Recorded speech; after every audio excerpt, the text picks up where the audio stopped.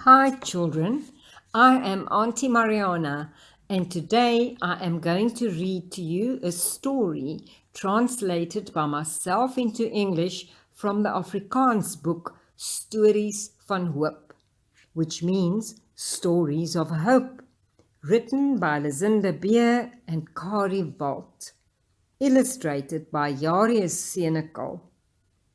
Today's story is all about Baby and Solly Suitcase. Oh wee!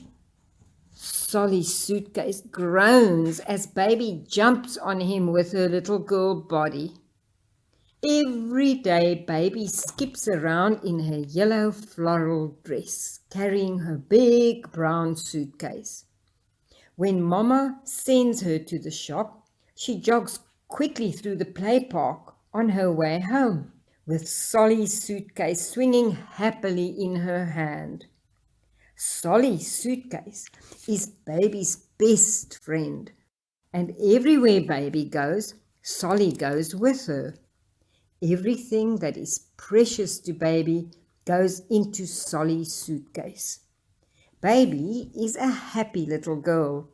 She also wants everyone else to be happy. When she sees an unhappy person, she cries herself to sleep at night.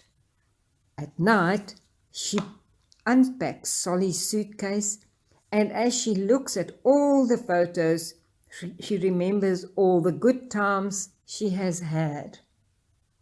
In the evening, she unpacks Solly's suitcase, and as she looks at all the photos, she remembers all the good times she's had. But Baby was not always this happy. As she grows older, she learns to bury the pictures of the bad reminders underneath the good memories. One evening, she's looking at a photo of a friend and herself. It was an awful time when her best friend chose another best friend for herself.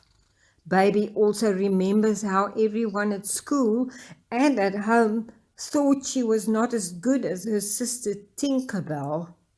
At home, everyone listened to Tinkerbell all the time. But when Baby spoke, they pretended they didn't hear her. I won't ever be good enough, Baby thinks sadly as she quickly hides a photo of Tinkerbell and herself deep underneath everything in Solly's suitcase. Solly's suitcase becomes heavier and heavier with all the stuff Baby packs into him. He's not happy at all. He feels as if he's suffocating. He no longer wants to close his mouth, but whack! Baby jumps on Solly's suitcase with a loud bang, and Solly is forced to shut his mouth. One day Solly thinks, a day will come when I won't be able to keep my mouth shut. Then all the memories and keepsakes will be scattered everywhere. And so, one day, it happens that Solly's suitcase bursts open and cannot be closed again.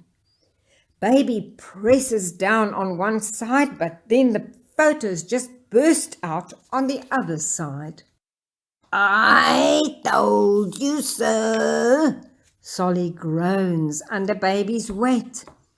Despondent, Baby climbs onto her bed and pulls the blanket over her head. She can see some long forgotten photos lying in front of her. I don't want to see them, she thinks, angry and sad at the same time, and she hides her head even deeper under the blanket. The next day, Baby scolds Solly's suitcase loudly for not wanting to close. But baby realizes, oh, it does not help to scold Solly's suitcase. She says, it does not take away all the memories. After a while, baby sits down next to Solly's suitcase. She unpacks everything. She stacks the pictures with good and sad memories in front of her. She decides to make 4 scrapbooks for all her memories. 1 book for all the good memories. 1 book for the not so good memories. 1 book for everything she learned. And the last book for all the stuff she wants to leave behind. The stuff with the horrible memories. Baby packs the first 3 books into Solly's suitcase and the last one she keeps separate. What should I do with this one? She wonders. The scrapbook with its photos sits there for many days. Sometimes baby feels like tearing it up. Other days she throws it against the wall.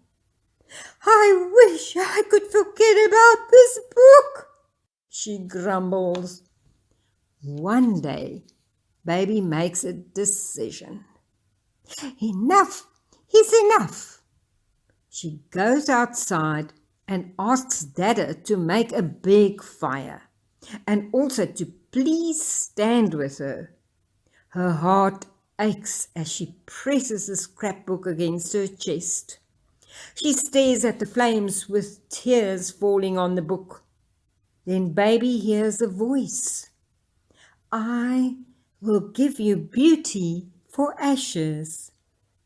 She remembers it as a verse Dada read from the Bible. Baby turns the tear-stained book around and throws it right into the fire.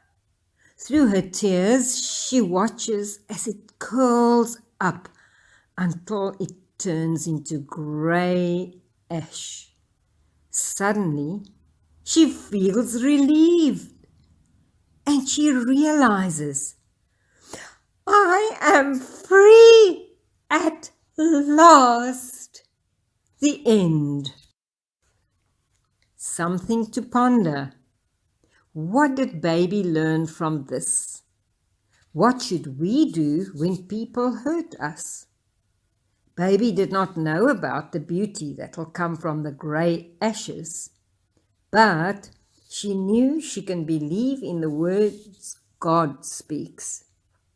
He does what he promises. You and I can choose to let go of hurts and to forgive the people who hurt us. In Romans 8 verse 28 it says, and we know all things work together for good to those who love God. Lord, please help me to live like a truly free person. Help me to treasure all good and to learn from good and bad memories for your kingdom. Amen. This story was translated and read by Marianah Lourens. The Afrikaans version, Stories van Hoop, can be ordered via email from storiesvanhoop1@gmail.com or call 071 364 3218.